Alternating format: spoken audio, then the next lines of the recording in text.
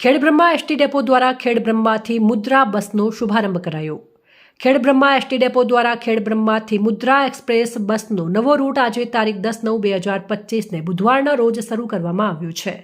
આ બસ ખેડબ્રહ્માથી સવારે 10:15 કલાકે ઉપડી હિંમતનગર અમદાવાદ થઈ રાત્રે 9:30 કલાકે મુદ્રા પહોંચશે અને મુદ્રાથી સવારે 5:30 કલાકે ઉપડી બપોરે 3:30 કલાકે ખેડબ્રહ્મા પહોંચશે।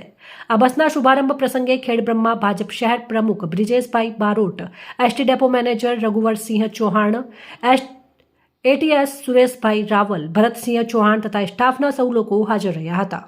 રિપોર્ટર ચંદ્રશેખર ભાવસાર, ખેડબ્રહ્મા।